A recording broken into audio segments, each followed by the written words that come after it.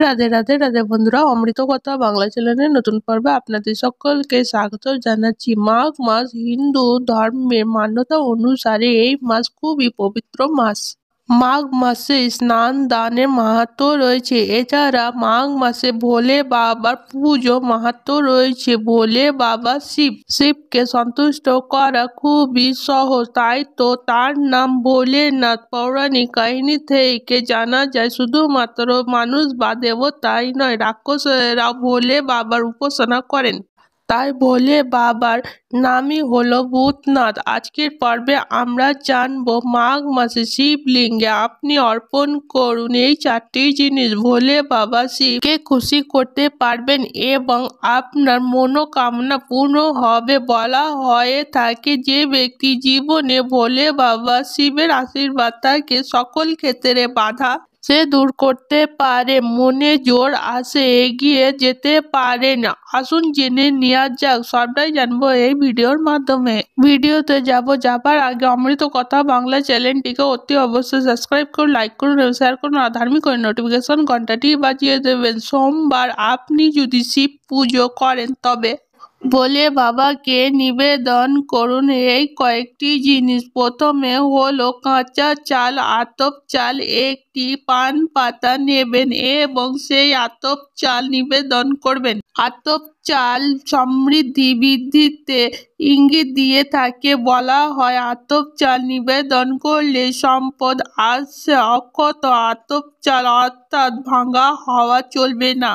আখের রস মাঘ মাসে প্রচুর পরিমাণে হয়, তাই আখের রস এই মাসে ভোলে বাবাকে নিবেদন করুন। সেক্ষেত্রে বাধা বিপত্তি দূর করতে এটি সাহায্য করে। ঘি শিবলিঙ্গে অর্পণ করুন। বলা হয় মাঘ মাসে শিবলিঙ্গে ঘি অর্পণ করলে শরীর শক্তি সঞ্চয় হয় এবং শক্তি বৃদ্ধি পায়। চন্দন ভোলে বাবাকে নিবেদন করতে পারেন। এ চন্দন কিন্তু শ্বেত চন্দন হতে হবে, অর্থাৎ সাদা চন্দন নিবেদন করলে ব্যক্তিত্ব আকর্ষণীয় হয়, সমাজে মান সম্মান বৃদ্ধি পায়। গম শীতকালে এই সময় প্রচুর পরিমাণে গম হয়। ভোলে বাবাকে আপনি গমও নিবেদন করতে পারেন, সন্তান সুখ পাওয়া যায় এতে। কাঁচা দুধ ভোলে বাবাকে নিবেদন করলে শরীরের রোগ থেকে মুক্তি পাওয়া যায়, স্বাস্থ্য ভালো থাকে। দুর্বা ঘাস শিব পুজোতে নিবেদন করতে পারেন।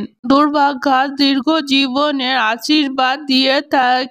জাফরান দাম্পত্য জীবনে কলহ সম্পর্ক যদি কোনোভাবে খারাপ হয়ে থাকে, প্রত্যেক সোমবার মাঘ মাসে মহাদেবকে জাফরান নিবেদন করুন। দাম্পত্য জীবনে সুখ পাবেন এবং কাঙ্ক্ষিত জীবনে সঙ্গী পেতে পারেন। জল গঙ্গা জল বা গঙ্গা জলের অভাবে পরিষ্কার জল নিবেদন করুন। শান্তি এবং স্নেহ ভালোবাসা পাওয়া যায়। মধু বা চিনি ভোলে বাবাকে নিবেদন করলে জীবনের সুখ সমৃদ্ধি আসে, দারিদ্রতা দূর হয়। টক দই ভোলে বাবাকে টক দই নিবেদন করলে জীবনে বহু সমস্যার সমাধান হয়। মাঘ মাসে পূর্ণতর মাস। সনাতন হিন্দু ধর্মের ক্যালেন্ডার অনুসারে এটি হলো দশম মাস। মাঘ মাস থেকে উত্তরায়ণ শুরু হয়, দেবতাদের দিন। পদ্ম পুরাণে মাঘ মাসের মাহাত্ম্য বর্ণনা করা হয়েছে। বলা হয় মাঘ মাসে শ্রী হরি গঙ্গা স্নান, ভগবান সূর্যদেব এবং মা লক্ষ্মী পুজো করলে জীবনে কখনো সুখের অভাব হয় না।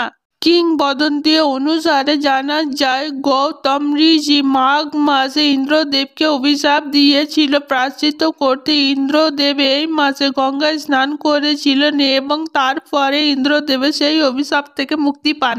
অর্থাৎ মাঘ মাসে স্নান দানের জন্য অত্যন্ত পবিত্র। যে কোনো ধর্মীয় অনুষ্ঠানের জন্য, পুজো পার্বণ, বিয়ে, অন্নপ্রাশন, উপনয়ন, নতুন বাণিজ্য শুরু করা, সকল ক্ষেত্রে মাঘ মাস অত্যন্ত শুভ। পৌষ মাসের সংক্রান্তি থেকে মাঘ মাসের সংক্রান্তি পর্যন্ত হিন্দু ধর্মে পূর্ণ স্নানের মাহাত্ম্য রয়েছে। মাঘ মাস মাঘী পূর্ণিমা অনুষ্ঠিত হয়। এই মাসে গঙ্গা পুজোরও বিশেষত মাহাত্ম্য রয়েছে। মাঘ মাস তো এমন পূর্ণ মাস যে কাজগুলি করলে আমাদের সংসারে সুখ আসবে, ধন সম্পত্তি লাভ করব এবং সাধকেরা পাপ বিনাশিত হয়। আজকের পর্বে জেনে নেওয়া যাক মাঘ মাসে কি কি করা উচিত আর কি কি করা উচিত নয়। মাঘ মাসে স্নানের মাহাত্ম্য দেওয়া হয়েছে। এই মাসের প্রাতঃ স্নান অর্থাৎ খুব সকালে উঠে স্নান করতে বলা হয়। আপনার স্নানের জলে তিল ব্যবহার করতে পারেন। বিশ্বাস করা হয় মাঘ মাসে দেবতারা পৃথিবীতে স্নান করতে আসেন এবং মানুষের রূপে তারা প্রয়াগে স্নান করেন।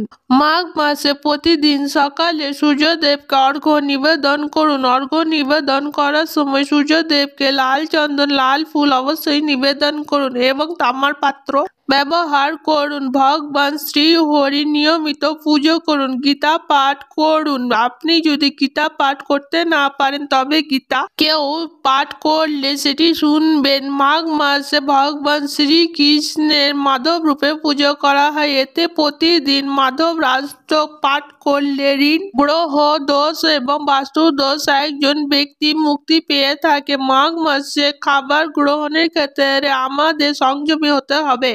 তেল জাতীয় খাবার এই মাঘ মাসে গ্রহণ করতে নিষিদ্ধ করা হয়। এই মাস জুড়ে আপনি তেলে ভাজা তিল থেকে তৈরি লাড্ডু এবং গুড় অবশ্যই ব্যবহার করবেন। আপনি তিল এবং গুড় দানও করতে পারেন। ঘি খাবেন। এই মাসে ঘি খাওয়া খুবই ভালো শরীরের জন্য।